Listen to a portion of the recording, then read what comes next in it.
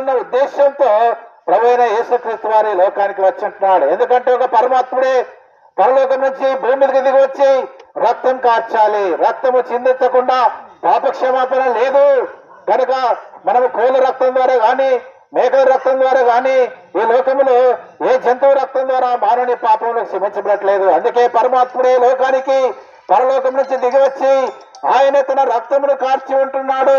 మనము చేతులతో చేసిన పాపాల కొరకై యేసు ప్రభు వారి యొక్క చేతులకు గాయములు, మనం కాళ్ళతో పరిగెత్తి చేసిన పాపాల కొరకు యేసు ప్రభు వారి యొక్క కాళ్ళకు గాయములు. మానవుని హృదయము మోసకరమైనది, అది ఘోరమైన వ్యాధి కలదు. కాబట్టి హృదయం ద్వారా చేసిన పాపాల కొరకు యేసు ప్రభు వారి యొక్క హృదయంలో బల్లెపోటు.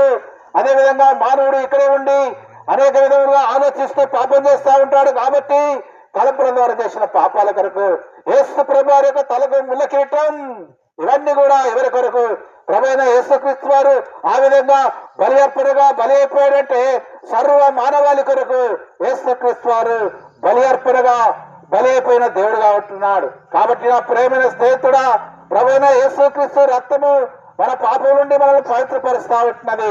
ఆయన కుమారుడైన యేసు రక్తము ప్రతి పాపం నుండి మానవుని పవిత్రపరుస్తా ఉంటున్నది. కాబట్టి ఎవరైతే ఆ పరమాత్మైన యేసుక్రీస్తు రక్తం కిందకి వస్తారో వారి పాపములు క్షమించబడతాయి.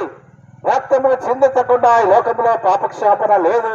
అందుకే యేసుక్రీస్తు వారు తన సొంత రక్తాన్ని మానవుల కొరకు ఆయన కాచిన దేవుడుగా ఉంటున్నాడు. అందుకే నా ప్రేమైన స్నేహితుడా, మానవుడు జన్మ కర్మ పాపే ఉంటున్నాడు. మనం చేసిన పాపాల కొరకు యేసుక్రీస్తు వారు ఆయన బలిగా అర్పించబడ్డాడు.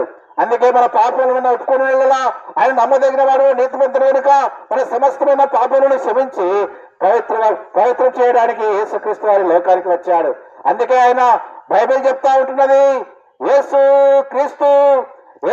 క్రీస్తు అందరికీ ప్రభు అని బైబిల్ చెప్తాడు. ఒక కులమని, ఒక మతమని, ఒక తెగ అని, ఒక ఏది కూడా లేదు. అందరి కొరకు యేసుక్రీస్తు వారి లోకానికి వచ్చాడు. ఆయన అందరి దేవుడుగా ఈ లోక